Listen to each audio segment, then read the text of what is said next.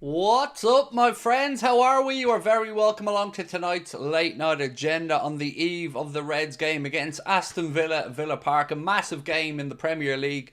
And we have, well, quite frankly, a hell of a lot to go through tonight. There's been lots written today to suggest that Liverpool are going to have a summer spending spree, and we're going to go through it to see what you guys think about it. Give us your thoughts. Do you believe it, or are you like me and you believe it when you see it? I very much hope that we are going to be spoiled with riches in the summer, but, you know, once bitten, twice shy and all that, my friends. So let's go through it tonight and figure out how we feel about it. I don't know why every single one of my friends seems to think, I know, as soon as Craig goes live at 8:45, I'll send him a load of WhatsApp messages just to distract him from his intro. I hope you're all well, and keep an eye on the Champions League games tonight as well. Do keep me up to date there with what's going on, my friends. Love the intro. Thank you, Ben. That was made for us by the good folks at 44 Tunes. Again, great work from the lads, Dean and the team at 44 Tunes, right? I have a lot to get through tonight. We're going to be talking about the possibility of 200 million being spent, because that's a number that's been mentioned today by FSG in the summer. We're going to be talking about what a sports lawyer had to say about the probability of the extensions at Liverpool Football Club. We're going to take you through Arne Slot's pre-Aston Villa press conference as well, give you a few bits and pieces from that. A little bit about Isak. Heck, there's just a lot to go through. The officials have also been named, by the way, for the game against Manchester City coming up on Sunday, so I'll take you through them as well and see what you guys think about that one. Mark said Celtic should be ahead. I had it on in the background, and they should be absolutely ahead. They've had 2 or 3 really good chances there, Celtic. Yeah, I agree. They probably should be ahead. Marty said, textbook FSG lies in my opinion. Well, you know what, mate? Look, let me just put it this way. I've set up a folder on my computer of everything that's been written by journalists and everything that's been spoken about, and I'm keeping tab. And when the summer comes around, we're going to hold everybody to account for what they said. And if the transfers come in, hey, we're all happy and there's nothing to complain about. But if they don't, and we're being hoodwinked, well, then we've got a different conversation, don't we? So, I've got my notes ready to go tonight. One interesting thing, by the way, which I guess could kick us off tonight. And yeah, my name Cram said, good idea. Look, I'm not messing about anymore. I told you, the gloves are off now between me and the journalists and anybody covering Liverpool Football Club. If you're going to say these things, I'm going to hold you to account and make sure that, well, you're speaking honestly. Right, so this is interesting, right? And it's about Ronald Araujo, the centre-back of Barcelona. This piece here from Transfer News Live caught my attention because it said Ronald Araujo has a €65 million release clause for the summer. But interestingly, it will only be valid for the first 10 days of the summer transfer window. So what are you saying on this one, ladies and gents? Do you think there's any chance Barca actually end up having to sell him? Because that's a very interesting release clause. Now, I'm not suggesting that Liverpool are going to go and, make it happen. But, sorry, I'm being distracted by some of my own comments. Who's saying it, though? Journo means nothing. Well, as I said, mate, everything that I talk about, I give you the sources of. I tell you who wrote it. I'm not a journalist, I'm not out here writing articles or claiming to have sources inside the club, but I am keeping track of what everybody is saying, and we'll go through it. So, let's just start off with a bit of an update that Mark gave me here about Aston Villa and some players that they will probably be without tomorrow for our game. It's Kamara, Cash, Konsa, Pau Torres, Onana, Bailey and Barkley. All doubts for that game tomorrow. And that's coming from the Athletic as well. So Villa have their own injury headaches to take care of. And look, I want us to go there and get the points.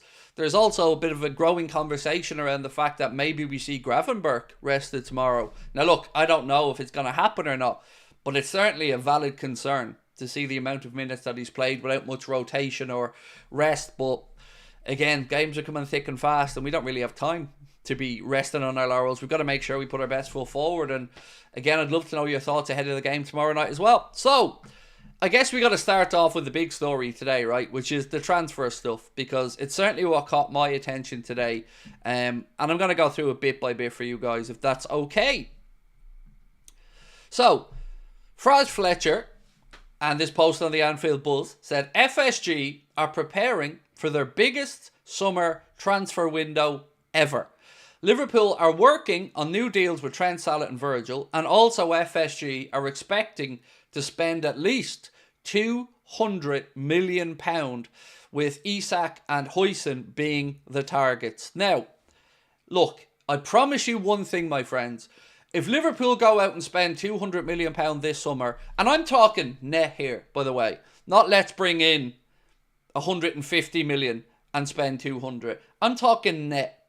It is important we get the positions right, and that's important as well, and I'm not against bringing in some money from player sales, but I want to see proper investment here. And I can promise you, if FSG and Liverpool go out there this summer and drop that type of cash, no more complaints from me about transfer spends for a couple of windows anyway, because that's all I've ever wanted as a fan, is to see the ambition and these players to be brought in. But it has to be caveated, of course, with the contract extensions. Now, speaking about the contract extensions, really quickly, I was watching something, and this is a quote from one of the a sports lawyer, who was on the what's that show called again? The Overlap, the fan debate, I think it's called. He was speaking about the situation at Liverpool Football Club with the contract extensions for Virgil and Mo and Trent. And this is what he had to say, and I wanted your thoughts on it. It isn't specifically about any single one of our players, but he said there's a lot of data research suggesting players looking to renew their deals actually overperform in the season of the renewal and massively underperform in the couple of seasons after that renewal. I found this a very interesting piece because, you know, he obviously has the research to back it up. You know, he's a very decorated lawyer and been involved in lots of high-profile dealings. And it kind of got me thinking about it. Now, look, you can pick out some obvious examples of your Aubameyangs, your Ozils and whatnot.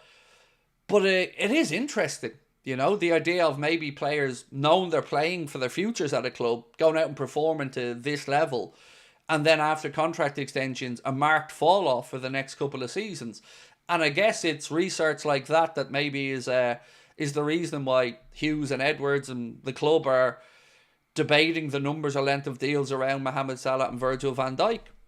So yeah, I wanted to get your thoughts on that because I thought it was an interesting little take. Obviously, I don't want our boys to leave, but it certainly makes for interesting thinking anyway. Amash said, Salah wants those records, incentive enough for him. I agree with that, my friend. I do agree with that. Mohamed Salah is playing for legacy at this point. I absolutely agree with you on that one. And if you look at the numbers he's putting up this season, yes, you can say maybe he's playing for a contract, all well and good. But you are also right in that he's playing for legacy. And he's closing in and moving up those goal scoring charts and rewriting the history book. So I'm with you on that one, bro. I'm with you on that one. Then there's the Virgil stuff. And somebody, Mohamed, in our Discord group asked me a question and said, Craig, what if Liverpool were to let all the lads go and were to go out and spend lots of money in the summer? Do you think that you'd be happy with that? And I sat back and I thought about it for a little bit, and I'm interested to know what you think about this. But for me, of the three players who are due for renewal, I can live with the idea of Trent going because I think we have a good understudy and the situation is what it is. So I've kind of expected that there might be an opportunity that Trent goes. But when it comes to Mohamed Salah and Virgil van Dijk, I think if I had to choose just one player to stay at the club, I think the one that will give us the biggest impact would be Virgil to stay. So for me, the priority would be Virgil, Mo, Trent. It just got me thinking when he asked it to me because I've never really thought about it outside of Trent over here and the two lads over here. And these ones the club can control. This one, maybe not.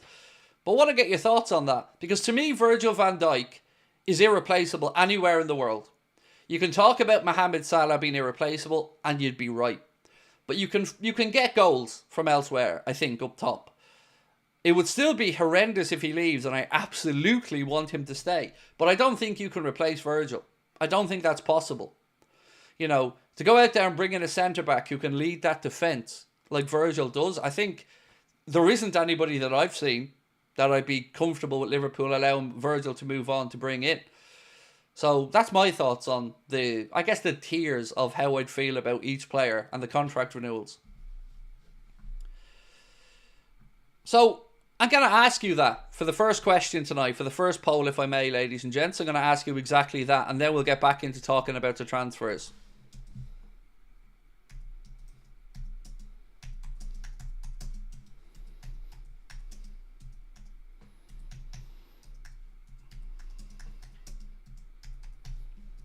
So I'm going to ask you, who's the most important to keep? And we're going to put this up as a poll, obviously, so bear with me.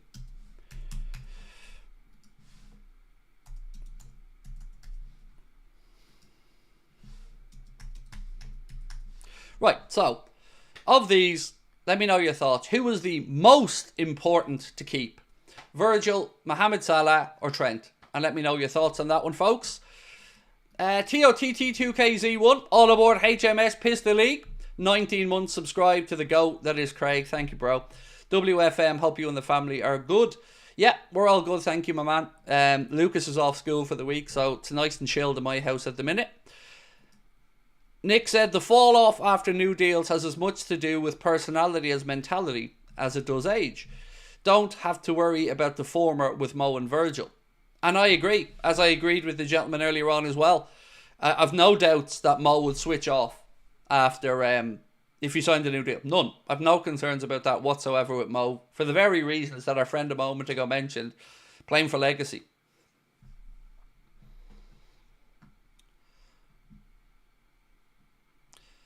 James, how are you? James Waldron said, in my opinion, I think Trent is waiting to see what Virgil is doing. If Virgil stays, Trent goes. If Virgil goes, Trent will stay and become captain. What do you think? Well, I'm going to give you an honest answer here, James. Regardless of what happens with the contract situation, who goes, who stays, and in any scenario, I've got to be honest about this. I don't want Trent being captain. I just don't. I don't see it. I want him to stay. I really do. But I don't want him to become captain. I just don't see him as a captain. Now, I was wrong about Virgil. I had my doubts about his captaincy. But this season, I've seen a real leadership in Virgil. I just don't see it in Trent. I would much rather have a Canade, a McAllister, somebody else take that mantle. Just my opinion. I just don't want Trent being captain because I don't think he's captain material. I just don't see what he does. Does he do it vocally out there on the pitch, organise it? Not that I can see. Does he lead by example out there on the pitch? Again, he's a very, very talented footballer, but I don't see him really grabbing games by the scruff of the neck. You know, and look, I'm not saying my opinion is the correct one, but I just don't see it.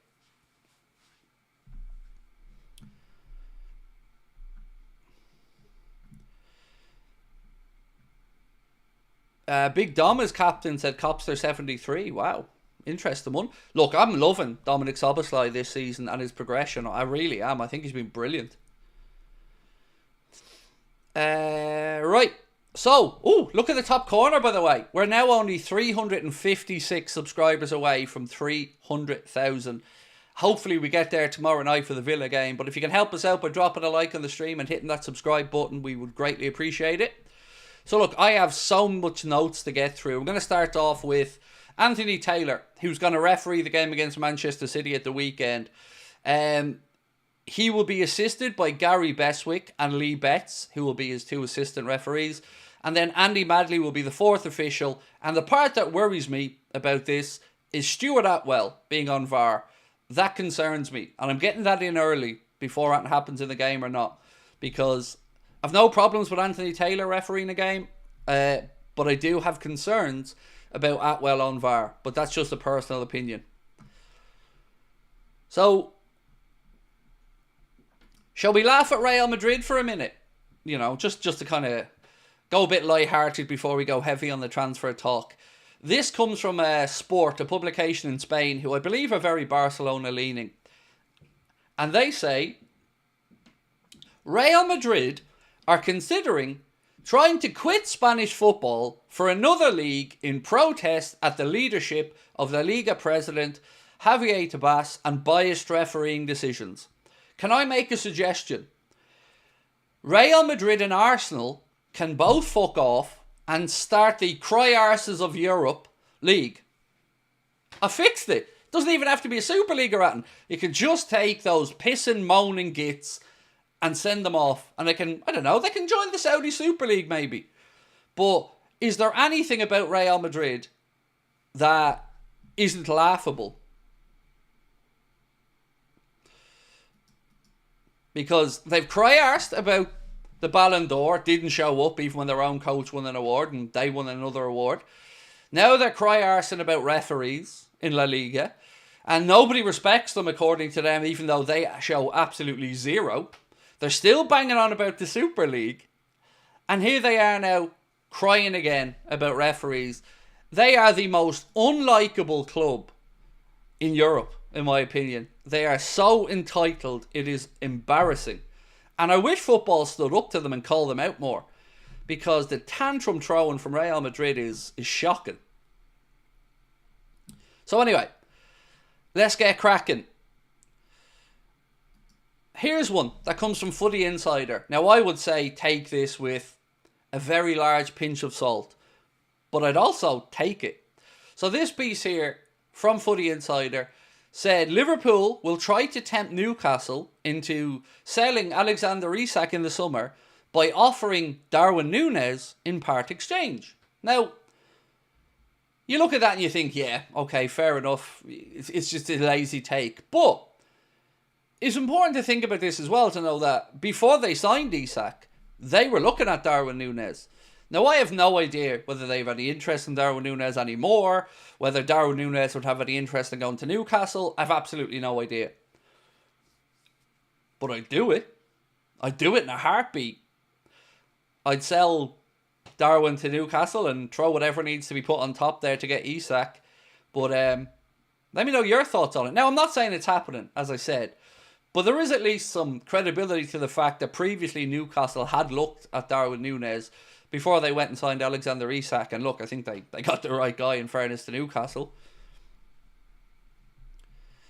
Kieran, thank you so much, my friend. Kieran Hederman, welcome to Anfield Agenda FC, my friend. Thank you for becoming a member. Hope you continue to enjoy your journey with us, my man, and thank you for your support.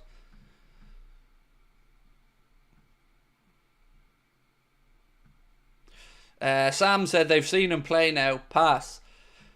Well, they will have to bring in a striker if they lose Isak. Now, I've said this to you guys yesterday. My own personal thoughts on Newcastle and Isak is I don't think it would happen unless they don't get European or Champions League football, and the PSR stuff maybe makes them have to move on a big name. And then I could see a world where maybe Isak angled for a move away and Newcastle are maybe, because of the finances, have to sell a big player. So for me, if Newcastle get Champions League football, I don't think there's any hope that Isak comes to Liverpool or anywhere else, to be honest. I think he stays at Newcastle for the following season. So for me, I think that has to happen in order for us to have a chance. And then, of course, we'll talk money and all that stuff. This is so weird. I don't know what's gone on in the last few days with my back-end system, but it just keeps switching itself on and off for no reason, which is weird. Right, Arthur. Let me get this comment up, my friend. Hi, Craig. Barring a miracle by Brest, I believe we will face the winner of Benfica Monaco. Tacky looking good. Well, we're going to place either PSG or Benfica or Monaco. And honestly, personally, I prefer Benfica. But I think we easily deal with either of them. Whether it's PSG, Benfica or Monaco. I think we deal with all of them. Brest, it's very unlikely. They're 3-0 down. And they have to go to Paris, so I don't see them coming back. But we did have a shock already in the Champions League. Feyenoord knocking out AC Milan. And AC Milan with Kyle Walker having just arrived there. João Felix having just arrived there. And the striker that left and scored against Feyenoord tonight, Jimenez, well, he's gone out as well. As Feyenoord march on into the round of 16. And massive congratulations to them on a fantastic achievement.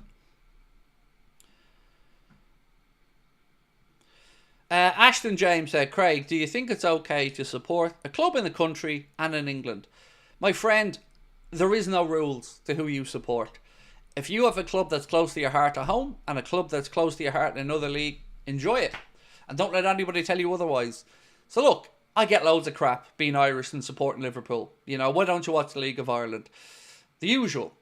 But no one's ever going to put me off doing what I want to do, which is supporting the Reds. And I also like Barcelona. You know, I've made no secret of that over the years, but Liverpool are my team. And, you know, I would say to you, yeah, be you, man. Enjoy it. Nick, how are you, bro? Said Real Madrid TV did a hit piece against La Liga, yet this received no reprimands. Imagine we did that. We'd be hit with penalties worse than death. Well, Real Madrid sent a letter to La Liga moaning about the referees and the decisions. Do you remember when we even dared to be upset about the Luis Diaz situation with Spurs? What happened? Neville and all were out saying it's a disgrace, how dare Liverpool, these type of things, who do you think you are, and all this other silly stuff. So yeah, I agree with you, Nick. We would be absolutely raked over the coals if that was us.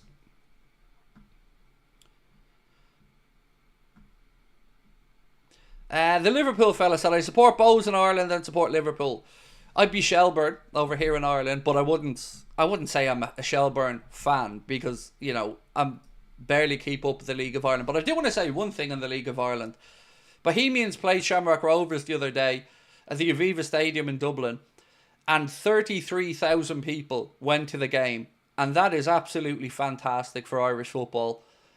And I'm delighted for those players and for the league that it's, you know, it's starting to pick up some more support here at home.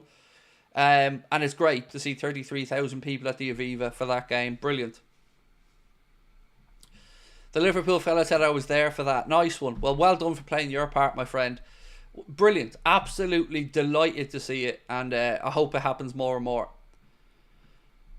Did I watch the Super Bowl last week? I did. Obviously delighted for the Eagles fans, but I felt, you know, it was a bit of an anticlimax with how one-sided it was. Right, so I'm going to move on to talk about more transfer topics in a moment, but Anfield sector, credit to them, with Gimme Sport via data from F-Brief and Capology, put together Premier League clubs' annual wage bills and gave you the biggest five. And it's no surprise to me that Liverpool are fifth on this list, but wait till you see the difference. Now, I think one thing I want you guys to remember when we're talking about these numbers is the journalists once again. Remember, everybody told us that our wage bill is a problem. Do you remember this? Do you remember all the journalists that cover Liverpool talking about Liverpool's wage bill being high and it being a stumbling block for us making deals? So can we agree that that happened first? So give me a thumbs up in the chat if you remember being told that Liverpool's wage bill was a stumbling block or a problem and that it was high. And we'll go from there. So if you remember that, give me a quick thumbs up in the chat. And while you're doing that, I'm going to have a look at the poll and see how that one's getting on. So we asked who's the most important to keep, VVD, Salah or Trent. And if you haven't voted, please do. Don Prey, excuse me, welcome back to Anfield Agenda Ultras, my friend. Thank you so much for your support. Right, so we've all agreed on that. Right, cool. So we got that. Well, here's the numbers for you. Manchester City, their wage bill is £215.5 million. So £215.5 million. Arsenal, second on the list, with a wage bill of £172,146,000. Manchester United come next on the list with a wage bill of £171 million. Chelsea are fourth on the list with a wage bill of £160 million. And then comes Liverpool. You know, us with the high wage bill that stops us being able to get deals done. £128.8 million. A full 85 million or so less than Manchester City. A good 43 million a year less than Arsenal. A good 43 million less than United. And 30 million less than Chelsea, who are in the Europa Conference League. Huh. It's almost as if they're full of it. Now look, I'm not saying that all the revenues equate and that Liverpool don't have a fairly high wage bill. I'm sure if you looked around Europe, it's kind of up there. But in our own league, fifth. And we're expected to try win it. And fifth by a long way. Manchester City's wage bill is about 50%, nearly 40% higher than ours. So again, I'm going to ask, Why do they keep saying that everything for us is difficult because of wages? Why is it that Liverpool can't spend money that other clubs can? And this has been backed up by people who cover the football club. But when the numbers are put out there, all of a sudden it looks a little bit different. Now look, these things aren't that simplistic. I'll be the first one to say that. But I'm getting fed up of this narrative. And I'm getting fed up of them cry-arsing about it. When you read my comment, I was ecstatic no one's ever read it. Well, I'm glad. I make you happy, Ashton. Thank you for joining us. Bruno said, it's just an embarrassing excuse not to spend. They need to step up or sell up. I agree. Now, James Pearce of The Athletic said something that I think is common sense and I think we'd probably mostly agree with. James Pearce said, I would be really surprised if Liverpool went into next season with the same options in terms of a number 9 as they have this season. I think that's probably fair. I would certainly expect some change in the centre-forward department, although I'm not sure I'd expect Diogo Jota to be moved on as well. I certainly have thought process that Darwin Núñez is going. Stevie Kirkham said, as long as the journalists say what John wants them to, they keep their access and John gives them a pat in the head. So, look, I don't think I've ever said, even though journalists have accused me of saying this, I don't think you, and if I have said this once or twice and I'm wrong on this, I will hold my hands up, but I don't ever remember saying that any of them are on the payroll with FSG. I said that they don't want to lose their access. I said that they're cowardly, but I've never said they're on the payroll. But my problem is, right, these journalists, you see them on social media and they'll have a pop at any of the aggregator accounts that cover Liverpool Football Club, or they'll have a pop of fans and they'll call people bad outlets and they'll say that they're terrible at what they do and blah, blah, blah, blah, blah. But as soon as somebody has a pop back, which I have done, they can't handle it. Heads go. All of a sudden, they're very insulted and they have to stand their ground. The simple thing is just be better at your jobs. It's that easy. Just be better at your jobs and accept what comes your way when people feel that you're not doing your job well enough and you're not doing your job honestly. Right, let's talk about Hoyson, because Fabrizio Romano had something interesting to say on this one. He said, I expect Liverpool to sign an important centre-back in the summer. Hoyson could be an attractive option. Now remember, he has a 50 million quid release clause that becomes active this summer, and I think it was Fabrizio Romano that confirmed that release clause as well. So, interesting on that one. And he's still only 19, I think, as well, Dean Hoyson. So, came from, I don't know where he was before Juventus, but Juventus, then into Bournemouth, and he's having a really, really good season. So, I wouldn't say no. I wouldn't say no at that age bracket. I wouldn't say no to Haddo either. Right age profile as well. But again, I'm going to say that you got to keep Virgil to make all this tie up. Because then you'd have Kwanzaa, Kanade, and let's say Hoyson for the future. And then you'd have Virgil. And you'd then be able to see how Hoyson progresses over the next few seasons. And then Virgil will be able to, go off in peace and enjoy, or move on to the next chapter if and when he hangs up his boots. He played for Roma. Oh, was it Roma? My apologies. I thought it was Juventus. My apologies. I'm sure he was at Juventus at some point, but if I'm wrong on that, I apologise, but I swear it was Juventus. Right, Ashton. Keep up the good job. My man, appreciate you. Thank you. Like I always say, easy for me to do the job when I've got great people like yourself, mate, here chatting with me and interacting. So thank you for that. Nick as well, always so generous, Nick. Thank you, mate. Said the only club with a wage bill issue is Man United because it's getting working class folks sacked. All else is nonsense and smoke screening.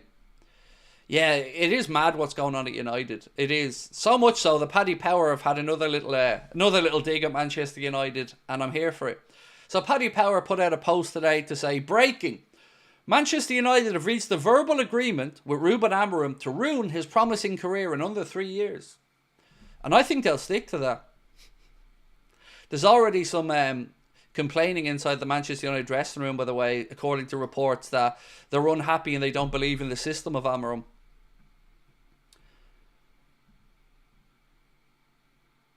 So, he was at Juventus, then Roma on loan, then Bournemouth. So, Juventus, Roma on loan, then Bournemouth. That's where Dean Huijsen came from. And thank you, Mark, for sending me on that. Will Alisson leave this summer? Said Alexander Carl. So, I spoke about it a little bit yesterday, mate. Now, look, the honest answer is I don't know. But it's starting to be written about and spoken about a little bit more. I'm going to just scroll back so I can grab my notes for you. So, Team Talk put this out. And they said Liverpool are ready to let Alisson leave this summer ahead of Georgi Mamardashvili's arrival at the club. The Brazilian would prefer to stay in Europe rather than move to Saudi Arabia. But my honest answer is I can't say to you with any concrete level of honesty. I don't know is the answer. I hope not, because to lose Kelleher and Alisson in one window, and bringing in a goalkeeper who is a very good goalkeeper in Georgi Mamardashvili, but one that's untested in the Premier League yet, I think it's a lot of upheaval, and I think it would be a bit of a risk. And the only reason, like I said yesterday, I could even comprehend a way where they may even consider it is if they think Alisson's injuries are starting to pick up a little bit more. That's the only way I can even consider that Liverpool would think of letting him go. Paulo, how are you, my friend? My Costa Rican friend, if my memory's right. Paulo Atan said, Craig, what's your prediction for tomorrow's game?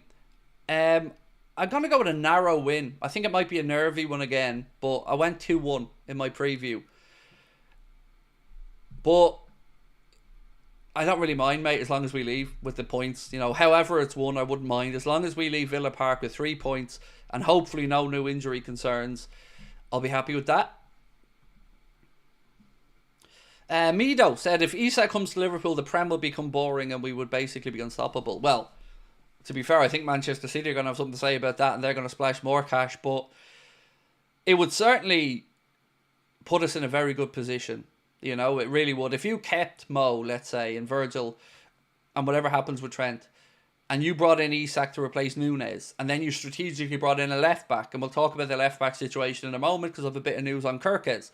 So, if you brought in a left-back, you brought in a centre-back, and we finally found that midfielder, you know, I don't think we're too far away then from being what I would consider to be an almost complete squad.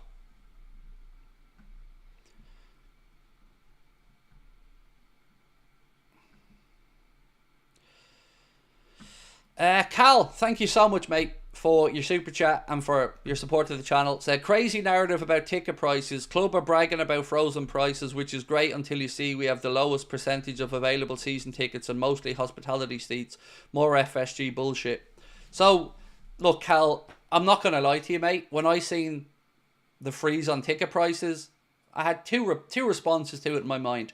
Firstly, and I mean this sincerely, I was happy for the folk that can get cost price tickets, or the folks that are getting season tickets or able to go to games regularly. Sincerely, hand on heart, I'm happy for them, because I know it's getting expensive in life. Everything is. Football is, and you know, a lot of these people have travelled home and away, dedicating their lives to following Liverpool, and I sincerely want them to be able to continue to do so. So from part one of that, I was delighted with.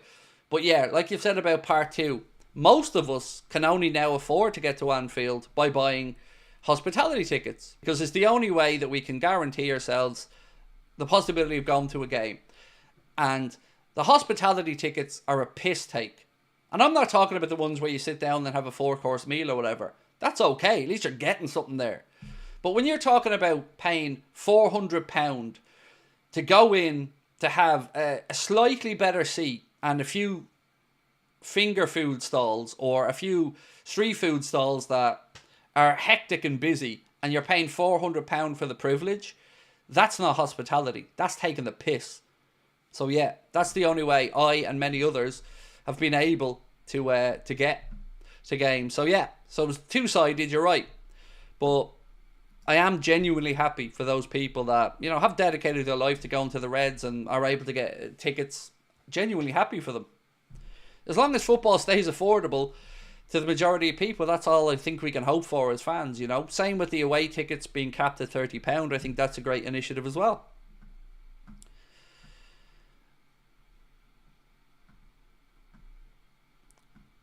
Petter said, Craig, I think you'll win the Premier League, lose the Cup final, but win the Champions League. One thing I could see you struggling with is a team like Inter who come at Anfield and defend a 0-0. Thoughts? Look, there are going to be tricky games in Europe. There are teams who will be harder to navigate past than others. But the Cup final, look, it's a coin toss, man. It's a coin toss. Newcastle are going to be absolutely hyped for it. Their fans are going to be up for it. 70 years since they won a major trophy. And if they were playing any other team, I would absolutely want them to get that trophy. But it's going to be difficult. So, the Celtic one, is that 2-2 now on aggregate, yeah? So 1-0 Celtic, 2-2 on aggregate. Wow. Do you know what? I watched the first half and they were good value. You know, to hear they've a 1-0 lead, from what I seen in the first half, they deserve that 1-0 lead. They were by far the better side when I was watching it anyway. Right, so I did say to you, I had a little something on Kirkes that I was going to speak about, and I am a man of my word. 1 second. So, Anfield Sector have posted this, and I hope to God it's true, and they said, New Milos Kirkes is interested in joining Liverpool. And I really, really hope that's the case. Because if Hughes can pull a worldie and go in and get, let's say, Huijsen and Kirkes from Bournemouth and somehow manage to get Isak from Newcastle, well then I'm a midfielder away from being a very, very happy camper. As long as, you know, we don't lose more than one of the 3 contract renewals. And even at that, I'd rather we kept all 3. But yeah, that would be brilliant. I'd be chuffed about that. You know, we did see that he said previously, and I've said this to you guys, that, you know, I won't go to Liverpool, I won't. But I've always said I didn't know whether he meant in the winter window or ever. And according to Anfield Sector there anyway, it looks like he's willing to make the move. And sure, why wouldn't you be? With all due respect, like, Bournemouth are a good club with a great coach there in Iriola, but they aren't Liverpool Football Club. And if you know, look into it and you think, well, we need a left back. You know, I think every single Liverpool fan out there would agree we need a left back. He would absolutely fit the bill. Right age profile, full of energy. I'm sure Dominic Szoboszlai could give a great reference to Arne Slot and the Liverpool recruitment team about him, as well as, of course, the body of work he's already done in the Premier League. It would be incredibly exciting. Ashton James said, I've never been to a Liverpool game. Well, hopefully someday, my friend. Hopefully someday you get there and enjoy the experience. But nothing to be embarrassed about, mate. It's a costly venture these days to go watch football. Craig, what do you think about the idea of Mamardashvili loaned down to a Premier League team? I was okay with it for the first year, for this year, the one that he's on loan now with when he went back to Valencia. I would have been fine if he had a Prem move. I think Bournemouth were looking at it at one point, if I'm not mistaken. But now, no, you've got to bring him in because we're going to lose Kelleher.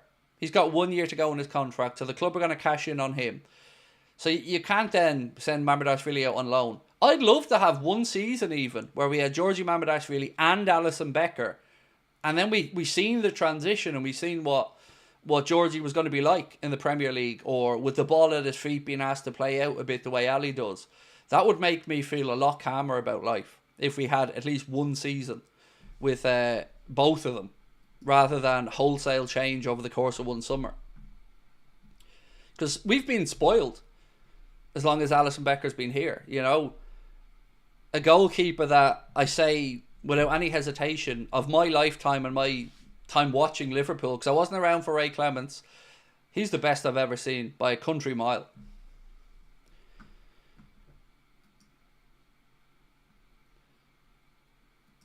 Fnordy Wings 134, thank you, my friend. Say, Craig, what do you think if we demote Alisson and then promote Mamardashvili? You could make a good argument to say give one of them the league and the other one every other competition. I'm not, because you're going to have to find some way over a year to keep both happy. So I would say if you can give one the Prem and give the other the Champions League and the Cups, I wouldn't be against that either. Because you're going to have to get a look at Mamardashvili one way or the other. And you want to have a look at him on a consistent level and have a good sample of games. And I know that other clubs in the past, it hasn't always been great when you've had, I think Barca did it at one point and a couple of others, when you have Champions League goalkeepers maybe and league goalkeepers. But I think it would probably be the best of a potentially tricky situation that we have. Right, let's get this vote finished up. So we said to you guys, who is the most important to keep of the three lads whose contracts are running out at the end of the season? And same as myself, with my opinion, you guys said that Virgil van Dijk, almost 70%, 69% of people have voted, although it's gone down to 68 because there's always 1% missing. Virgil, 68%, Salah, 28%, and only 2% of people from over 1,400 voting thought Trent was the most important. And that's really interesting when you consider that Trent's in his prime now, 26 years of age, and only 2% out of 1,400 people thought that Trent was the most important. By the way, I agree with the order that you voted them in there. I'm absolutely with you. VVD's number 1 for me, Salah number 2, and then Trent number 3.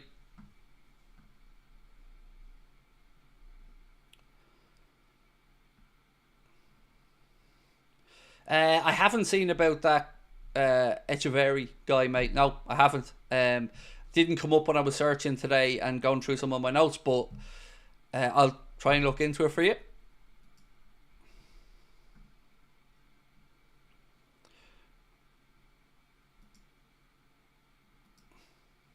Thank you, Roger, man. You're very kind. Appreciate you. Said, keep up the great work, Craig. Love your content. Liverpool fan since 1976. Thank you so much. So many great Reds coming from Norway over the years. And I really appreciate your support, Roger. Thank you, my man.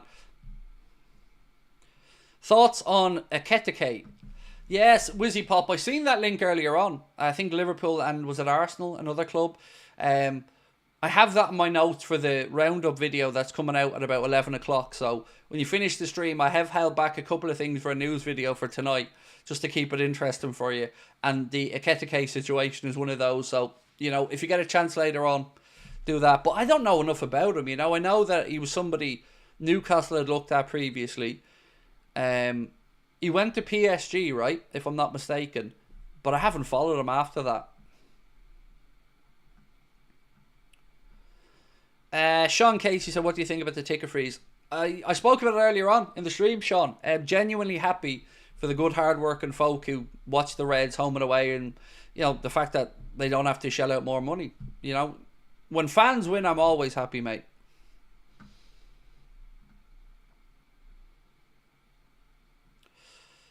TPC Dad said FSG spend when they need to spend, fed up of all the FSG moaners. So here's the thing, mate, right? I'm going to be respectful to you because your comment was mostly respectful. When you say they spend when they need to spend, right? I see them spending when they fell out of the Champions League. I see owners who didn't spend and didn't build on the success we had winning the Premier League when we did and European Cups. I see owners who've absolutely rinsed the energy and value out of everyone that's been. I see owners who have let players go for next to nothing or nothing. So, sincere question for you. If you're fed up of all the FSG moaners, and I assume you're including me in that, why are you here on a stream that's mostly going to be at least suspicious of FSG? Why are you subjecting yourself to that? Because you're in the minority with regard to their spending. And the net spends, of which we've covered many times here on the channel, tell a tale. And they don't tell a tale of owners who are running the football club like any other top English football club. Their spending has averaged about 38-40 million net over their time here, which has been nowhere near good enough. And there's nothing wrong with selling the likes of Coutinho and then funding Alisson and Virgil. That was brilliant business. And they haven't been terrible owners all the time. Like, I'm not sitting here trying to say they're the worst owners in the world, far from it.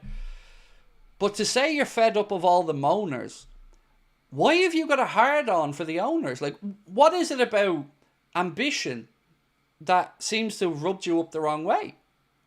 Because that's what I don't understand about people who talk about people like me or people in the chat who say, oh, FSG moaners. Well, we're not asking for anything out of the ordinary.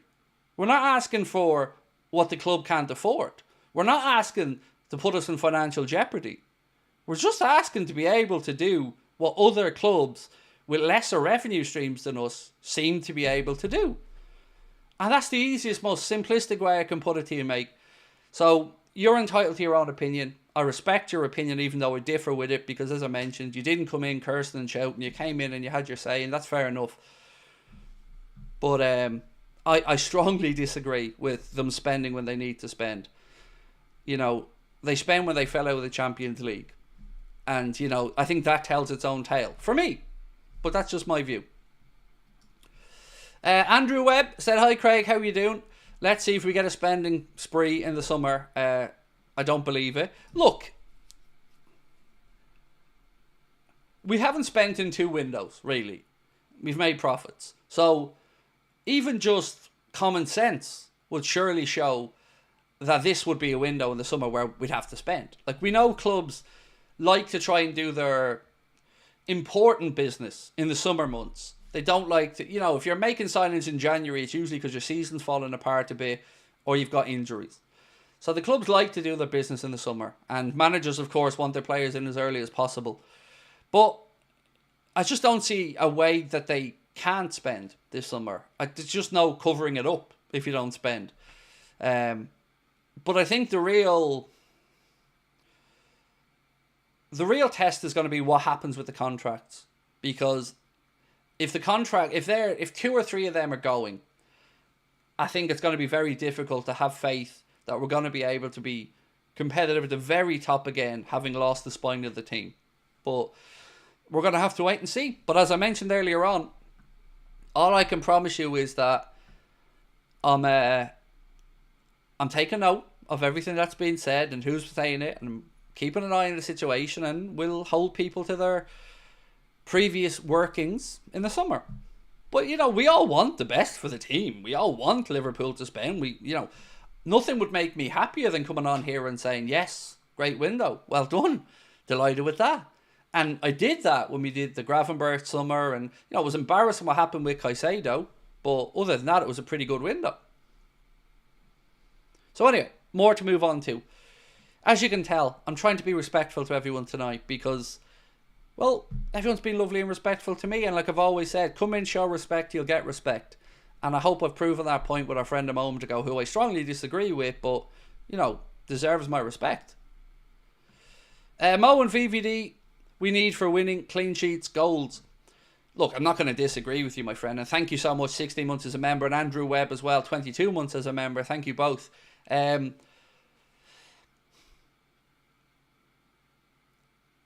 It's hard to argue back, you know. You can't look at Virgil and Mo and go, well, sure, we'd be grand if they went. I just don't think there's a world where you can realistically feel confident about that. You can hope.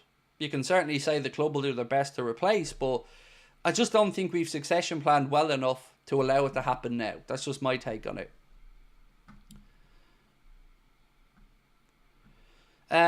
Red Sock said, top man Craig, 200 mil won't be enough if losing Salah and VVD. We should be keeping them and buying a left back and Isak level striker minimum. So I agree with you. When we're talking 200 million here, at least in my mind, that's after the contracts are renewed. So if the contracts are renewed and even one goes, let's say for argument's sake, Trent goes and Virgil and Mo stay, just for argument's sake, then I think you bring in another centre-back, because I think we lose Joe Gomez. So I think you bring in another centre-back, maybe 2. Then you go to the left-back situation. You move one on and you bring one in.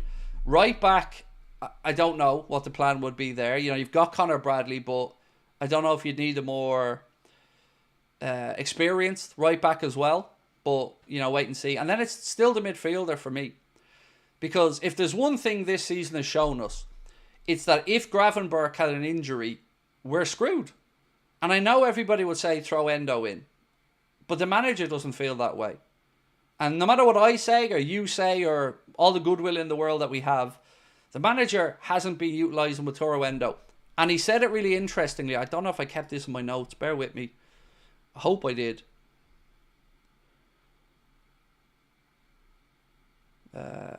No. So he said something along the lines of, with a player like Endo who doesn't play and get a rhythm a lot, it's easier to come in and be defensive and make tackles, but to expect him to then come in and have that creativity as well as the likes of a Gravenberch is very, very difficult. So I still think we need that midfielder as well. So for me, midfielder, left back, change the striker and see what happens at right back, and throw in a centre back as well. So what's that? Realistically, 1 in, 1 out at left back. Probably 2 in, 1 out at centre back if Gomez goes. If not, 1 in. And then see what happens with Trent and get yourself a centre forward. And we're not too far away.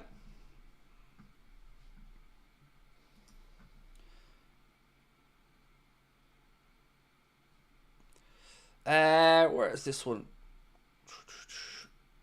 Connor Mullen. Thank you, Connor, for 18 months as a member as well. As an Ultra member as well, man. Thank you. Such a shame we couldn't get Jamal Musiala. The rotation with Mackett, Gravenberch and Szoboszlai would have been amazing. Roll on 300k subs. Yeah, look, I expected him to stay. But, it is a little bit galling as a Liverpool fan when you see 3 contracts there done by Bayern to extend players. Alphonso Davies, Jamal Musiala, Manuel Neuer, done. And we can't get any of ours done. That sticks in my throat a little bit. 19 months, loved every minute. Thank you so much, Ben. That's really kind of you, mate. And as you can see, folks, we are closing in now towards 300,000 subscribers. I'm really excited about tomorrow. I hope we get there by then. And if you haven't subscribed, please do. Andrew Webb. I think we'll get maybe 2 of the 3 contracts done and they will come back and say it's like new signings. I don't think anybody's going to buy that this summer, to be honest, Andrew. And, I remember when I had Mo Chatra on recently when we did that thing about the financials, and his conservative estimate that Liverpool would need to spend 200 to 300 million to replace those 3 if they all left. And that's the scary thing about that, is that's not even then strengthening the team. So you'd have to spend a ridiculous amount of money to get yourself back to parity with where you were, without then adding in on top of that. So I hope to goodness we get good news on them contracts.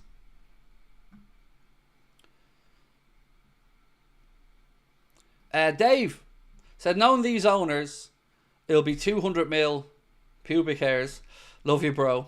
Thank you, man. Appreciate you. Campbell said, praying to see Isaac in Liverpool red. He's so clinical in front of goal, would make us dangerous. It's not funny. So, you know what? I'd love to have him and Jota as options. Imagine that. Because both have concerns around availability and the odd injury.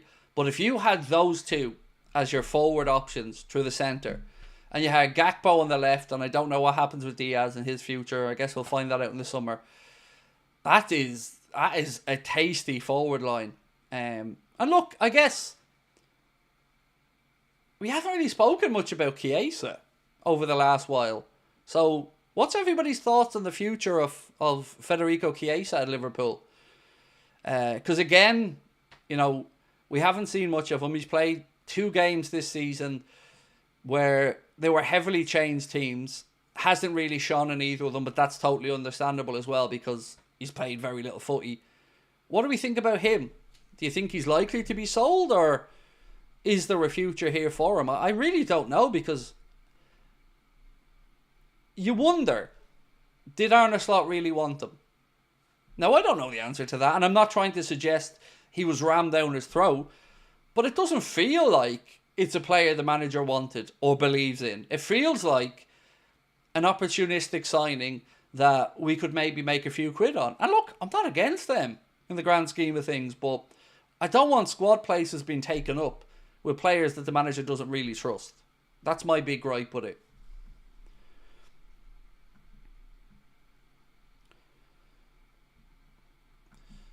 Peter said, Craig, I love the Caicedo thing. Him and Palmer have been the only great signings under Blue Co. I'm still fuming about it from our perspective, mate. It just looked so bad for us.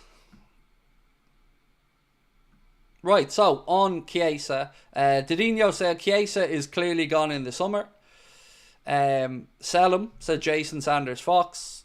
Keen Core said sell him, hasn't looked up to it. Media Maverick said Chiesa gets paid the same amount as Alisson. What used to get me, man, was the rumour, and I don't know if it's true or not, that Kelleher was on 10 grand a week and Adrian San Miguel was on 65 grand a week. That used to blow my mind, thinking about that. Carl Morgan said Chiesa's going bye-bye, which is a shame. Chiesa will be a huge loss. Who'll keep you out of company in the treatment room? Chiesa is a complete mystery, said Aaron Picard. I don't think Arna trusts Chiesa, so I think he's shown his cards early, said Dave. Andrew Webb said, think they'll loan him with an obligation to buy. Look, for me, you couldn't really go wrong with the punt we took on Chiesa, because we got him for such a low price that there was always going to be a secondary market to move him on and probably not cost you too much. But what frustrates us as Liverpool fans is we just haven't really seen him, have we? You know, it's difficult for us to get any type of a read on the situation or to be in any way critical or complimentary of Chiesa because we've no body of work to look at. You know, it's impossible for any player to come in and get a 15-minute here or a 10-minute there and look brilliant. So, you know, to judge him, you'd want to see him get involvement in quite a few games and meaningful involvement, but we haven't. And that, you know, the fitness conversation, that cut mustard for a while. But, you know, you can't be talking about still not having fitness in February. You can talk about match fitness, but that's kind of up to the manager to make sure he gets the match fitness if that's the reason. Morganski said, we also sold Bobby Clark for around the same price we got Chiesa. Yeah.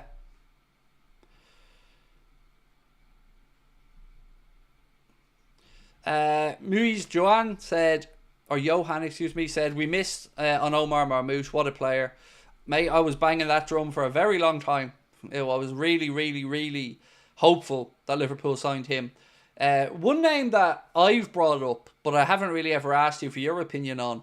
What do you think of the Bruges left back, Maxime Kuiper? I've been a big fan of his since I started watching him about a year ago.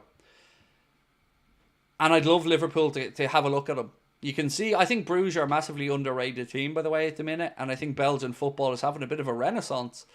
And I think he's really, really good. And I think he'll get that move somewhere eventually and will end up being a top player. But I wanted to know if you guys have watched much of him and what you think of him.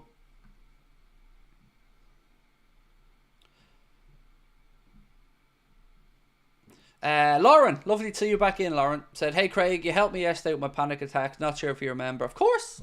So, you know, I was glad for you to let us know that you were okay. My dad loves your channel, and so do I. Lucas and your daughter are lucky to have a good dad. That's so lovely of you, Lauren. Thank you. And I'm glad to hear that you're feeling better today. You know, they're scary things when they happen, panic attacks. But, you know, send my best to your dad as well. Tell him I said hello. Dave said, do you think Arna is overly particular with trust and team selections? Could that hold back their transfer activity? Examples, Endo and Chiesa. So, I forgot to research this yesterday, but somebody had said to me that in his second season at Feyenoord, that he made like 16 or 17 changes to his squad, or made wholesale changes. So, if that's true, or even remotely close to being true, then it shows that he's ruthless and that he has, you know, he's his own man and he knows what he wants. And yeah, there are people, like you've said there, Dave, that, and I would throw Elliot into that list as well, probably, that he just hasn't really put much trust in. You know, Elliott was unlucky at the start of the season as well because he picked up an injury, you know, at a time where he probably would have got some games. But, you know, since then, it's been sporadic at best.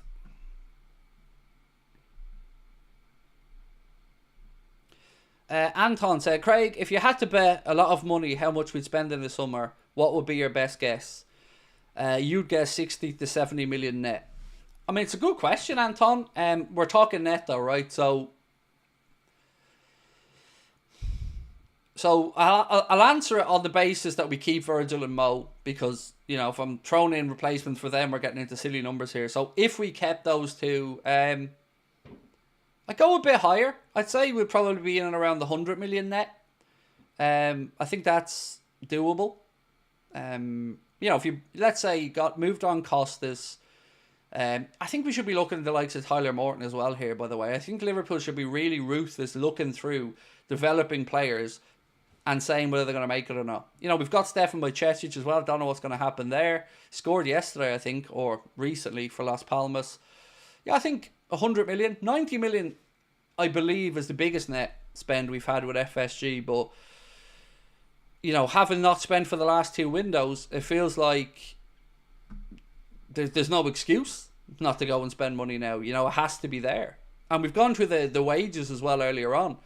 And we're fifth on the list of Premier League highest wages. So it just doesn't add up. And, you know, if you're spending, or excuse me, if you're recouping as much money as we are from TV rights, Champions League money, we've a new Adidas kit deal coming next season as well. Obviously now you've got the Annie Road End extension, so it's up to, what, 61 or whatever thousand now at Anfield. It's all revenue streams, isn't it? There was one more thing I wanted to say about Everton and their stadium. And I mean this sincerely. I'm not trying to take the piss. So it was lovely seeing Everton fans last night when they did their first, I think it's a safety trial at the ground. They had the under-18s playing, and they 10,000 fans in one of the stands.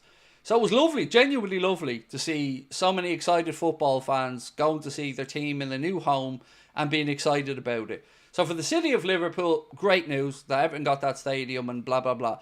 But there was one gentleman that came out with a comment that really just made me laugh. He said, without a doubt, it's head and shoulders the best stadium in the Premier League. Now, I'm not trying to rain on Everton's parade in the new stadium, because fair play. But has he not heard of Spurs Stadium? Because I've been there, and I can tell you, Spurs Stadium is by far and away the best stadium in the Premier League. You know, when you're talking about facilities, the new build of it, you know, I don't know where you're coming out with this. And it was also surprising that it's only, 52,000 or something like that? Which for a new build feels a little bit low. And I'd also say it's probably going to be bitter cold when you're down there in the winter, right on the Mersey as well. But it is a lovely position the stadium's in. And for the city, genuinely happy, you know. I said this even whenever we're close to relegation. I want Liverpool, the city, to have two Premier League football clubs for the tourism, for the visitors, for the city itself. And it was good. It was good to see them having that trial in their stadium. But that comment about it being the best stadium in the Premier League, I just thought was a very Everton comment. Your networking said 200 million is nothing if we don't sort the contracts out. Gets us 3 or 4 players max, yet we still need purchase for other positions too. I suppose we shall find out in the summer. I mean, you're right. Look, in this day and age, a player to come in to play for Liverpool Football Club, more often than not, is somewhere probably 40 to 65 million is probably our sweet spot for signings. So, yeah, 3 players adds up quite quickly there, and you're up into the 130, 150 million. And then you're supplementing that with sales. So yeah, you're spot on, and let's see what happens in the summer.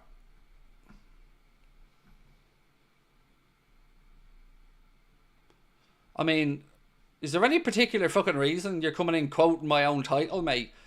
Reds promise summer spending spree. I'm well aware what it says. I wrote it.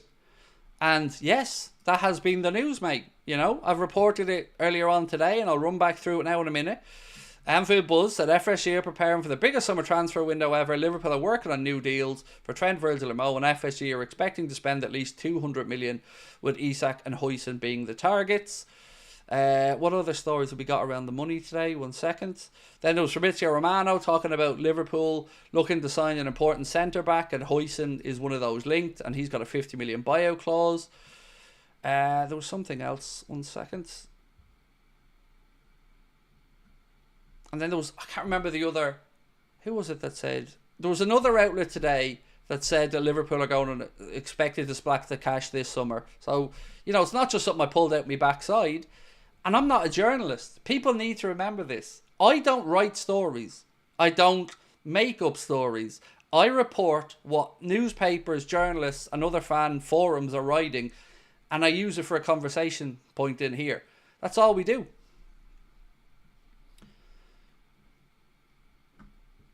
Right, what else? So let's go through some of Arne Slot's press conference today and some of the things he had to say. Speaking about Aston Villa, he said, very good manager. It's a strong team we're going to face. Every game in this period of time is difficult. He also said about Marcus Rashford, he's a very good player. I hope for him he'll show this at Villa, just not tomorrow. I would be completely surprised if he doesn't show his quality in the coming months. He's a very good player. And then speaking about Cody Gakpo, confirming that he will be out for the game tomorrow. He said Cody is close to being back, and then went on to say that it wasn't a huge heavy knock, so very close to being back, which is great news. We won't see him tomorrow, and that's a shame, but he is close to being back.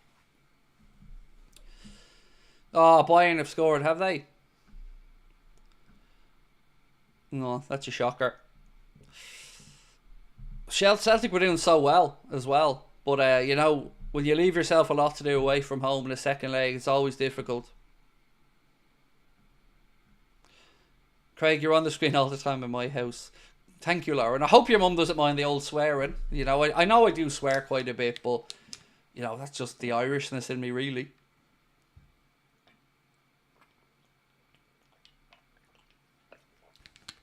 Right, so, a quick update. I think I've mentioned this a few times, but our end of season party is taking place May 28th at the Hot Water Comedy Club in Liverpool, which is basically our home for our shows in Liverpool at this point. And we're going to have a really cool night for you. It's an Anfield Agenda reunion as well as an end of season party. So myself, Steve Bland, Jack Gill, Chris Stonage, and of course Connor are all going to be on stage together. Chris is going to interview me for the first time ever live. So I'm sure he'll be asking for some questions. And the tickets for the show are going to go on sale at the start of March. And I'll let you know when they are. I think it's going to be a brilliant night. And hopefully we've got plenty to celebrate. The show on the 28th is 3 days after the last game of the season. And 4 days before the Champions League final. So we're hoping we've got lots to celebrate. And would love you guys, if you can, to come along and join us. Again, it's going to be an all ages event, so everyone's welcome to come along, as long as you don't mind a bit of swearing. How's your hand from the Everton match? You know what? It's all right, Lauren. It was a little bit bruised the next day, but not as bad as I was expecting. I think I got a bit lucky because my table has a bit of cushioning on it. Like, there's a big mouse mat that covers the whole table. But yeah, I'm glad I didn't punch the computer screen. Let me put it that way.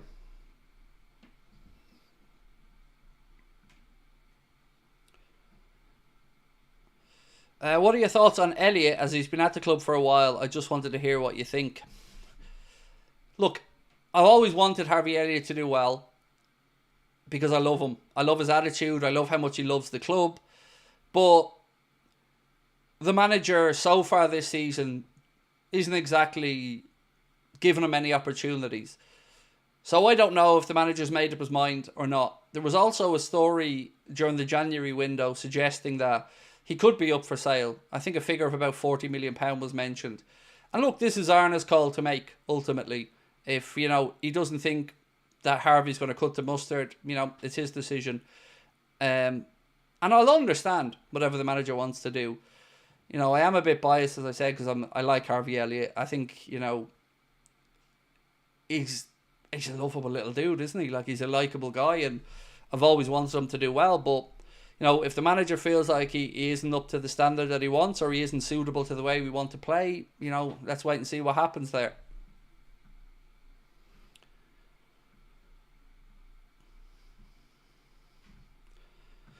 2 Italian teams out of the Champions League in a day. I know, it's crazy, isn't it? And AC Milan are in like 7th or something in Serie A as well, so not likely to get back into it next season. Roger said, I'm in Liverpool from May 23rd for the last game of the season. We'll try to get tickets. Roger, if you want to come, I'll get your tickets. They're on me, bro.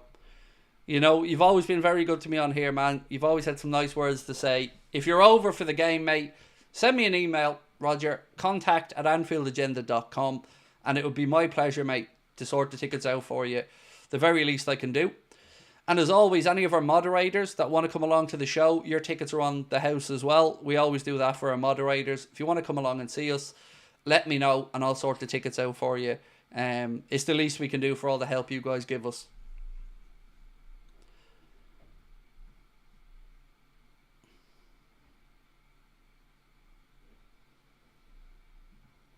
Dismith said, hoping for the win tomorrow as always, but hope Man City level things up and go to extra time for tired legs.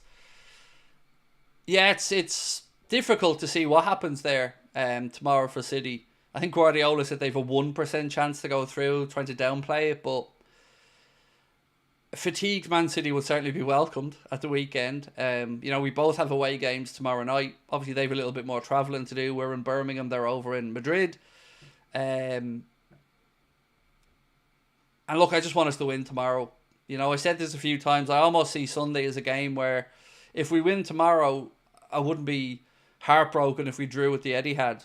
You know, as long as we can get through Aston Villa, Newcastle and Man City with 7 points minimum, I think that's one hand on the trophy.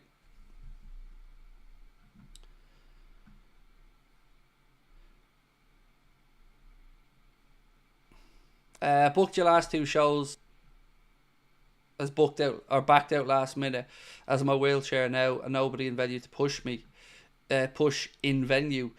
Well, if you want to come along, Colin, you know, if you want to message me, I'll make sure that we have somebody there who can get you into your area inside the hot water. It is wheelchair accessible as a venue. Now, I can't promise that I'll personally be on hand to make sure everything happens, but I can certainly make sure that you're in early and comfortable. We've done it for people before. So if there's also anybody that comes to our shows or anything like that and you've got sensory issues or anxiety issues or anything like that and you'd like to come in and get settled early, again, you know, this is something we're always happy to sort out for people. The venue are brilliant about stuff like that as well. They always work with us to make sure that if people need to get in a little bit early and get seated early to get settled, they make it happen. And that's why we love the shows at the hot water. They're just such a class act. And the theatres and the whole setup in there is brilliant.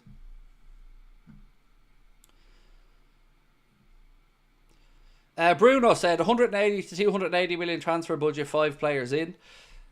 I think, Bruno, for me, the numbers we're talking about, you know, 150, 100 or whatever, it's net for me, so after sales.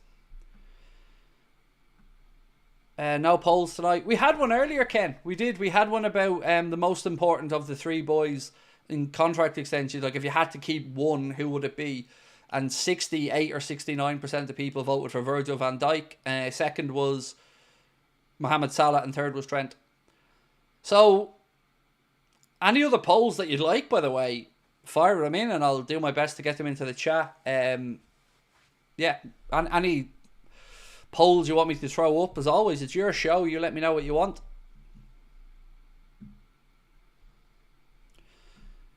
That'll be amazing. I'll message you if that's okay. Of course, Colin, you're a moderator, man. Your tickets are on me anyway. So, yeah, man, absolutely. You drop me an email or anything and I'll sort that out for you. Promise you, man, I won't leave you hanging.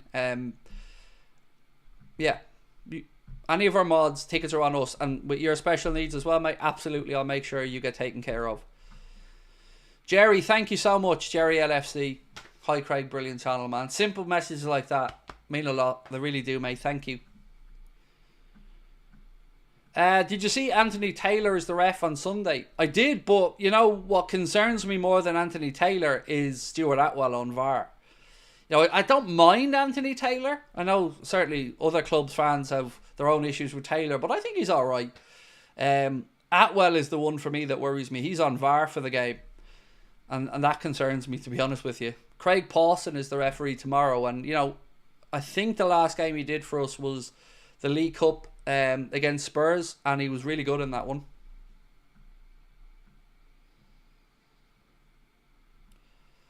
Jay's Empire Red Army, how are you and the family? All good, thank you, mate. All good. Been a tough week. Sabrina didn't manage to get through the Fire Brigade stuff, so it's been a tough couple of weeks. Like I said to you guys before, we've had some stuff behind the scenes that I haven't spoken about that we've had to deal with as a family as well. And I appreciate your understanding through all of that. But yeah, man, we're all right, thank you. We're all healthy and looking forward to a little holiday next month. We're going over to Spain, which is lovely. I always love to spend some time with the family, just me, them, and the sunshine.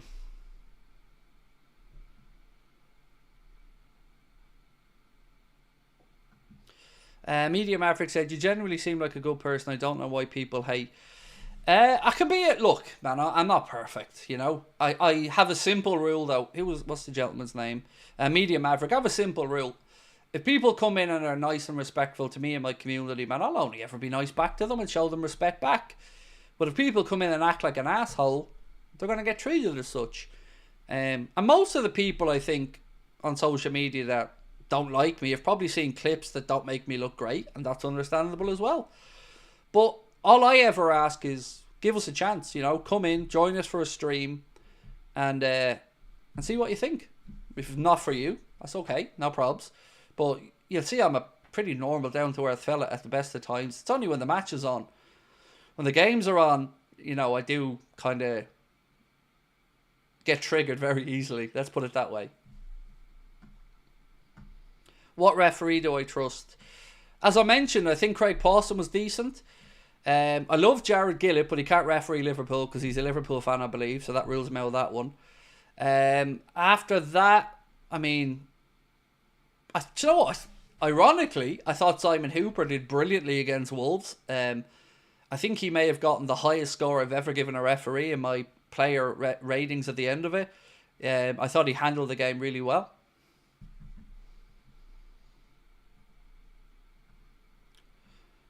Why don't you do a poll on whether we'll get Isak or not? I think I did it the other day, but happy to take the suggestion. No problem, mate. Let me get that set up for you. But if you don't mind, I'm going to do it as a double. So bear with me.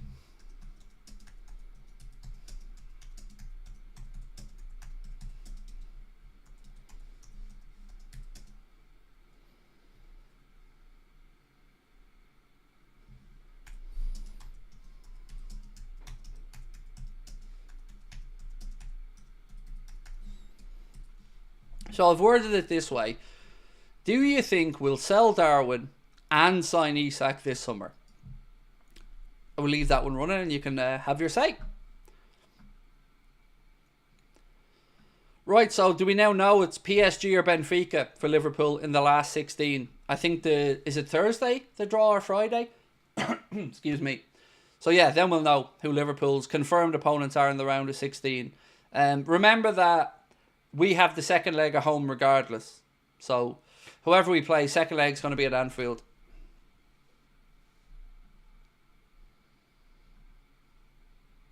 Draws Friday. Thank you, Mahmood. Appreciate that, mate. Friday. Nice. Right, so Araujo. I said this at the very start of the stream, so if you're joining us late, a bit of an interesting one from, I think it's a Spanish outlet that posted this, and Transfer News Live said, Ronald Araujo, the Barcelona centre-back, Uruguayan international, has a 65 million euro, so about 54 million pound. He has a 65 million euro release clause for this summer, but it will only be valid for the first 10 days of the transfer window. What do we think about that one? Ronald Araujo, mid 50 million pounds or 65 million euro. Do you think there's going to be anybody that's going to try to get him out of Barcelona? It's an interesting number. Well, Barca, you said Barca won't sell him. Literally, they can't stop. Can't stop him if the release clause is triggered and he wants to go. hence the release clause. And all players in Spain have to have a release clause built into their contracts by law. This has happened again. It's happened to me so often tonight. Sorry. Really frustrating. Sorry, I'm trying to get Ashley's super chat up, but I'm having a bit of a mare here with my back end. Not that back end, but this one. Right, wish we could get the contract sorted along with Ali. That's the spine of our team that could leave. Yeah, it is. And thank you, Ashley. And look, I said this so many times, mate. For me, it's taken away from my enjoyment of this season, not knowing. Loads of people are okay with, compartmentalising the two things and being able to enjoy the season and, think about the contract separately. Unfortunately for me, I'm not wired that way. I can't really enjoy this season knowing that, next season might be so unpredictable again.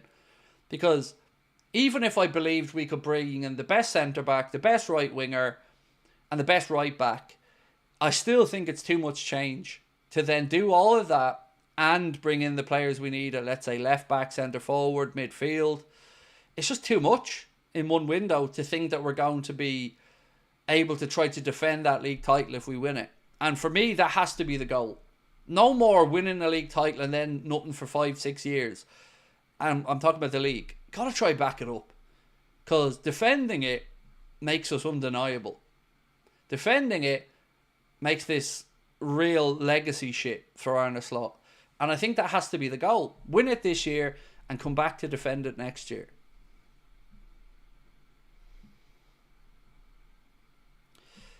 Craig, there's a 50% chance we get PSG. Are you worried about PSG? No, not at all. I think we easily dispatch them or Benfica over 2 legs. Look, not at all worried.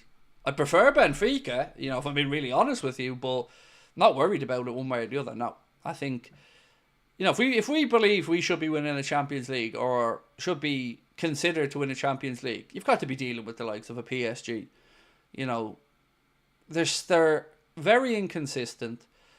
They're in a league where, they can kind of stroll to a league title a lot of the time. And it's very difficult to switch on and off like that to get your levels back up to what you'd have to play in the Champions League. And they just don't concern me, really. So, no, whoever it is, but we're going to be going into a favourites and deservedly so. And that's a good shout as well from Mahmood about it killing the chemistry in the team if you had wholesale changes. It's a very good point, mate. So, I want to talk about something David Lynch said for a minute. And I'm not saying this in anything other than a good conversational point. So, I think he still does some pieces with our friends at Anfield Index. And he was talking about Matheus Cunha and saying that basically he could be a very good fit for the number 9 in that Firmino-esque role in the way that Liverpool would want it played. I wonder if he's still watching Anfield Agenda, because we were talking about that very thing in the last couple of days. But either way, I think it's a good point. And I wanted to know what you guys thought. Like, if you couldn't get Isak in, would it be Cunha that you'd be looking at in your minds? Or because we know he has a release clause as well. And I think Wolves probably stay up. They showed enough fight in that and enough class in that second half against us that I think they will find their way up the league table and avoid relegation. But then he does still have that release clause. And if a club like Liverpool were to come knocking and trigger the clause, it would be very hard for the player, I'm sure, to turn it down. Yusuf said, I'd only trigger Araujo's release clause if Canade was to leave. I don't think I'd want them at Liverpool, to be honest with you. I think he suits La Liga. Jaden's Fun Life said Cunha, Defo. Jason Sanders Fox said Cunha's a great fit for me. We can't have 2 false 9. So who's the other false 9? Are we talking Jota in a false 9 here, or? Well, you probably could, because if you want to play in a system where your number 9 drops a bit deeper and sets up play, then having 2 of them wouldn't be a bad thing. And of course, we still have young Jaden Dans as well, and I know he's got to get fit before he goes and plays with Sunderland, but I think it's an interesting one. And, I was certainly impressed with the Cunha that showed up against us and the way he played.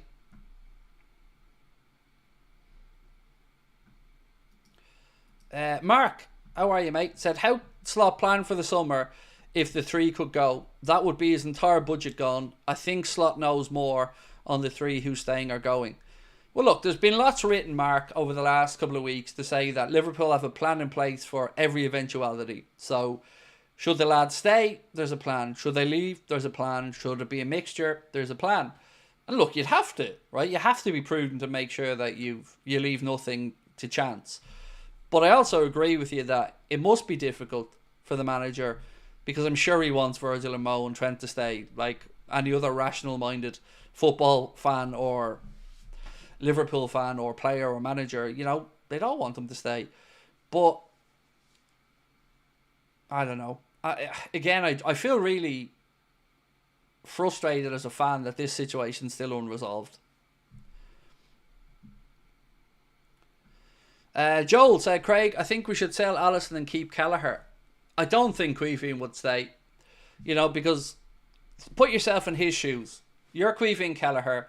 This season and last season, Alisson's been out for a significant number of games. You come in and perform really well. And everybody praises you and says how there was no drop off from Alisson not being there, and Liverpool were able to be dependent on Queefing Kelleher, and he did really well. So you're Kelleher and you've done this. And then we go and sign Mamardashvili. You've got to feel pretty undermined at that point, because what more could he have done? He played really well, showed that he was at the level that Liverpool would need, but the club have still gone out and got Mamardashvili. That's not screaming we trust you. That's not screaming that you're the next number one. So I think for him it's understandable that he's going to want to move on, unfortunately, because I'd love to keep him.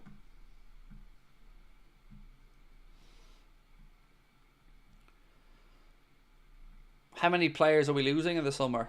Yeah, I don't know. I'd say a left back would be a safe bet to lose. Are we counting fringe players here? Because, I'd be moving on the likes of Tyler Morton and a few others maybe.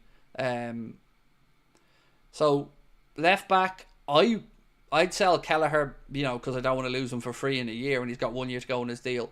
But I wouldn't be selling Alisson and Kelleher in one window. That would be absolutely too risky for me. Centre back, I have a feeling this might be some of the Joe Gomez angles for a move away. So if he goes, I think you need to bring in two, because 4 centre backs isn't enough for a football club, unless maybe Nallo progresses through as the 5th choice and Arna thinks that's a good enough option. But other than that, I think you need 5. You can understandably have 1 or 2 of them as younger ones, but I think you need 5 centre backs. Who else? Darwin will most likely go in the summer. If we can... look, I just feel 99% we see him go in the summer. And then after that, it might come down to the likes of Diaz and what happens there.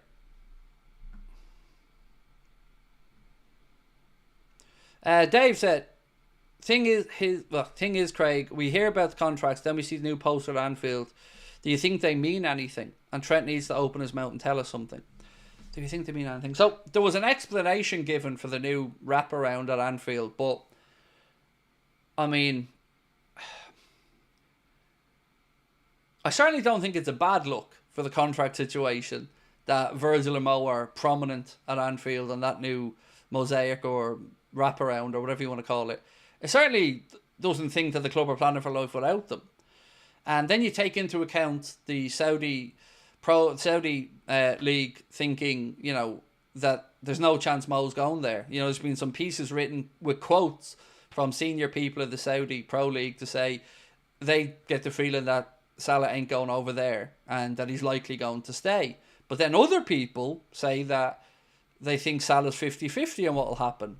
So I think we can rule him out going to the Saudi league. But PSG are the interesting one for me there. And how do I say this?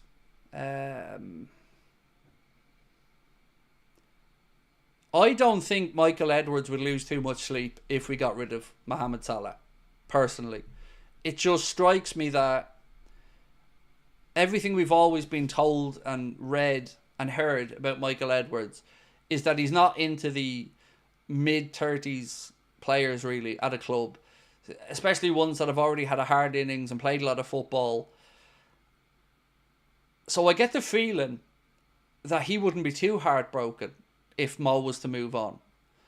Virgil, I think, is a little bit different because of the position he plays and the fact that he doesn't just rely on pace, and he's the club captain. So I think, there's very good argument to extending him by 2 to 3 years. And I would extend Mo. I'm just trying to put myself in the mind of Michael Edwards and what we've at least been led to believe about him. That's why I'm concerned. Because I think he could go out there and find somebody who he thinks can do similar numbers over the next 6, 7, 8 years. So that's what has me concerned about that one. And Trent, I think it just comes down to what Trent wants, and I don't know the answer to that one either. Val said, the Kuiper looked great for Club Brugge tonight. He's somebody I really like, Val, and somebody I think will have a big move in him at left back somewhere. Craig, if you were in charge of the team, who would you let go and who would you bring in? Well, I'd want all 3 renewed that are at the club. I'd want to keep all 3 of them. I'd sell Darwin. I'd sell Costas. I'd sell Gomez. That would be the ones and Kelleher because of the contract situation. So that would be the ones I'd move on. And then you have to wait and see if there's interest in Diaz and what he wants to do. Like, I'd have a rule as a manager if I wouldn't keep any player that doesn't want to be at a club. So, if Diaz got an offer in from Barca and it was an offer Liverpool were willing to accept, I wouldn't stand in his way if I was a coach, because I wouldn't want unhappy players and I wouldn't want my dressing room to be undermined or have any negativity in it.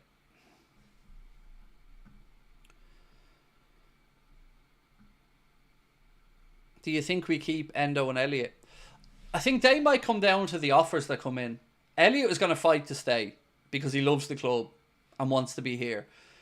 Endo, I think, is slowly starting to win around a bit more trust from Arna. But again, you have to take into account the stage of his career and is he going to want to play more regular football. So, they're probably not unsellable is probably the fairest way I'd say that. But would I move on Endo? Not until we get another midfielder in, no. If you have a plan to bring in another midfielder, then yes, Wataru Endo then to me becomes available. But without having somebody else in, I mean, why would we intentionally weaken ourselves in midfield? Unless you're looking at Bajcetic and thinking that he could become Gravenberch's understudy.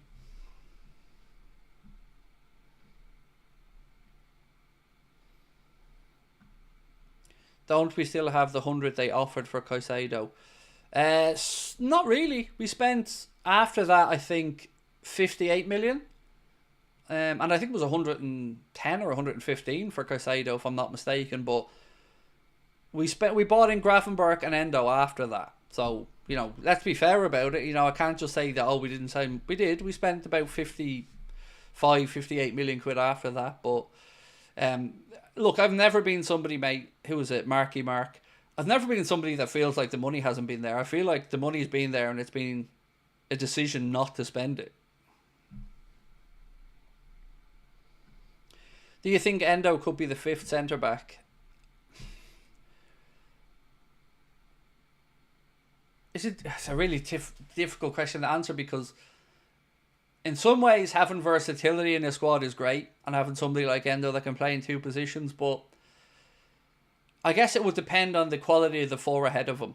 So if you have Virgil, Canade, Kwanzaa and let's say Huijsen, then I'm a bit more comfortable having the likes of a Waturo there as the 5th choice centre-back. But if you have Virgil, Kwanzaa, Canade and a young unproven centre-back as the 4th option, a bit less comfortable. And Gomez, I just get the feeling deep down this could be a summer Gomez looks to move away for more first team football. And he's been such a great servant to the club. I don't think we could stand in his way if he wanted it.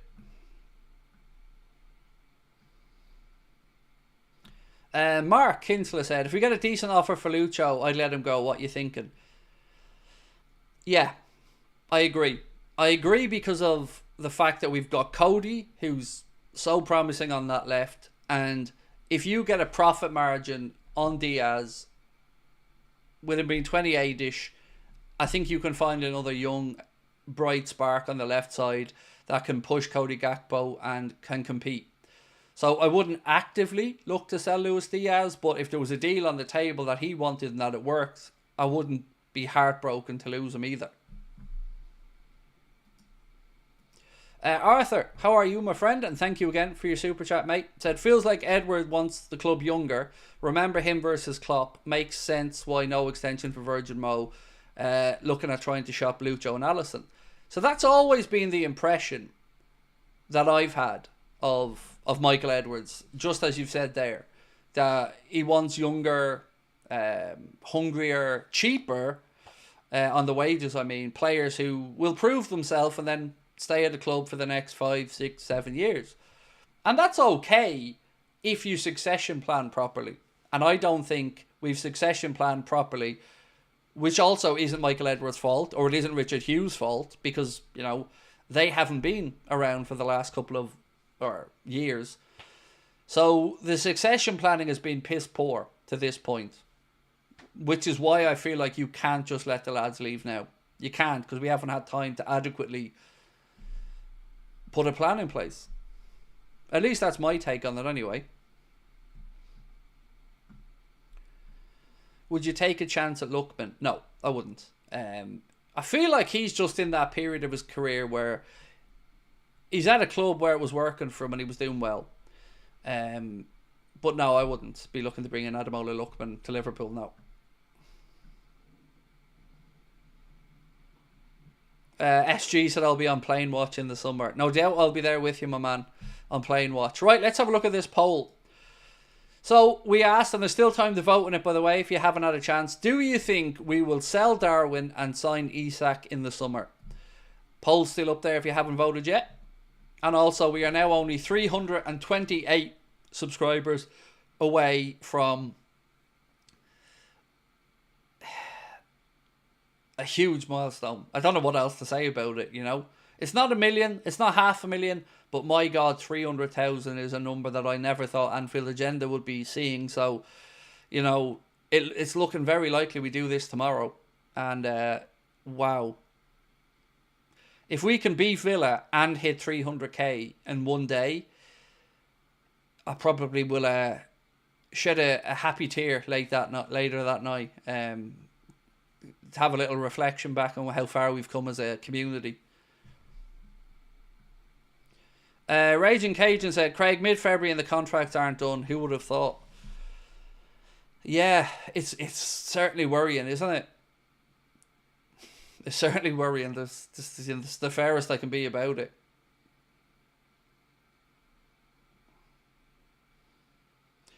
Pajo C said, there's no way we get Isak in the summer. You're all dreaming.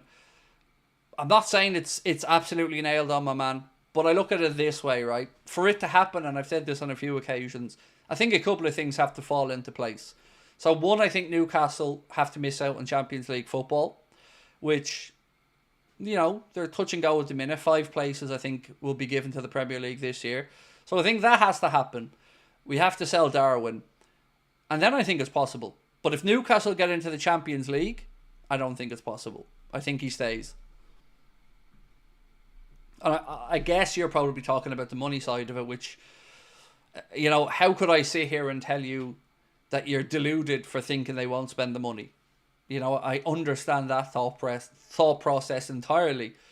But I guess for me, I'm just looking around and thinking, who else is there out there good enough?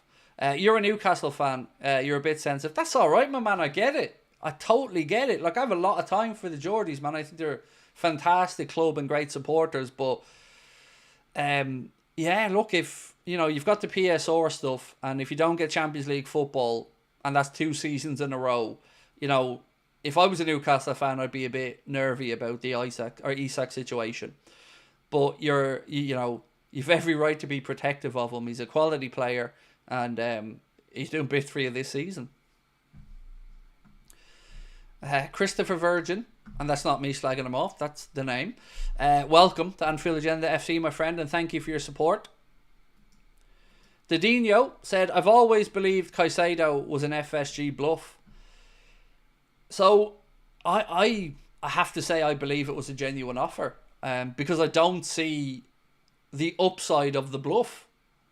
I don't see how there's a positive for it to try to bluff it, because we look embarrassing. And not just that, I think we often just talk about the Caicedo thing, but I don't think we can talk about that without the context of what happened afterwards as well with Lavia. So all summer, 50 million was the price Southampton wanted for Romeo Lavia, and we weren't paying it. Was no value there. Jurgen Klopp felt like, no, not right, not doing it. So summer goes on, or window goes on, excuse me, and then Caicedo bid happens. And, there was the 12 p.m. deadline for Brighton for bids. Liverpool put in the highest bid. I think if I remember correctly, there was a calculation there what Chelsea couldn't do with PSR or whatever. So Liverpool put the bid in, won, and then Caicedo decided he'd given his word to Chelsea and he wasn't coming to Liverpool. Then after that, we all of a sudden were willing to pay £55 million for Romeo Lavia, who we weren't willing to spend £50 million on before. And we didn't get him as well. And Chelsea got him. And that to me was unacceptable on every level for us. And then if you back that up with the Zubamendi fiasco, I think Liverpool fans are rightly annoyed at what's happened in transfer windows recently, because it hasn't been good enough. There's been too many failures, too many, I don't know what the phrase I'm looking for here is, false dawns probably.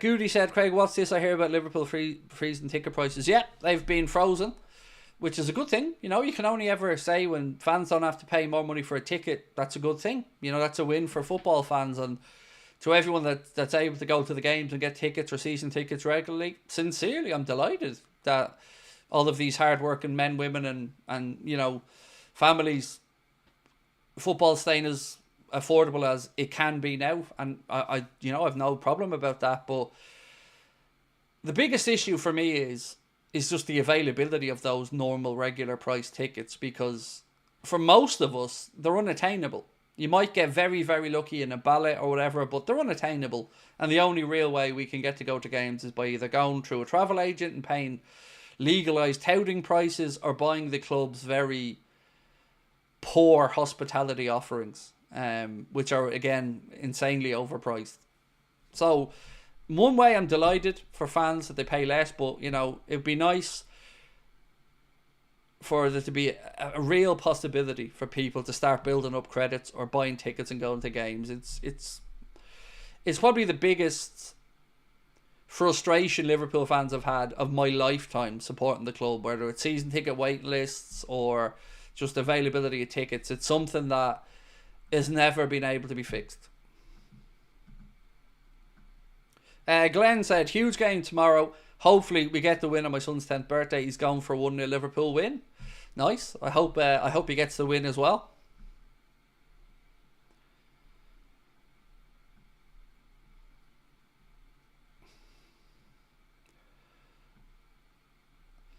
Right. I see this. We're going to have a mega summer, but you just mentioned the 2 we lost last year. I believe it when I see it, Craig. I'm the same, man. But what can I do other than report what's been written, And don't worry, man. I'll be here trying to hold people to account if this spending isn't there in the summer. But, all we can do is wait and see, But it's the contracts for me that is my biggest concern as a Liverpool fan right now.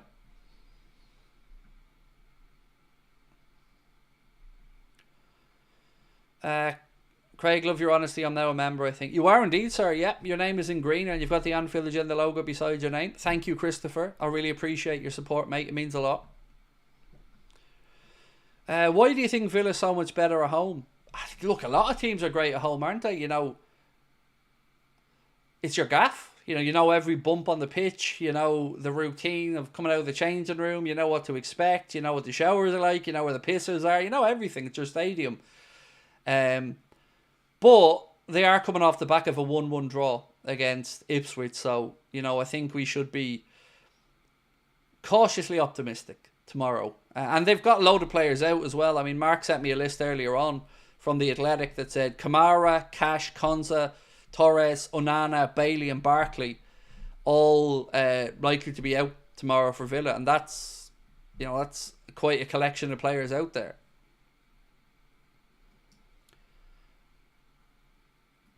Hayden said, what's happened? I just joined late. Well, what's happened, my friend, unfortunately, is I'm about to finish up in a moment. But I will be putting out a recap video with some extra stories that we haven't covered tonight as well on the late night agenda. So I'm going to go away in a minute and record that video. And I hope it should be up before 11 anyway and live for you guys. We're going to be speaking about, you know, a few bits and pieces that we have covered tonight. But there's also a few other interesting things in there that I haven't mentioned on tonight's stream. We're going to be talking about Kirkes, Ekitike, Darwin Núñez, and a couple of other small bits and pieces as well. So I'm going to go away and record that.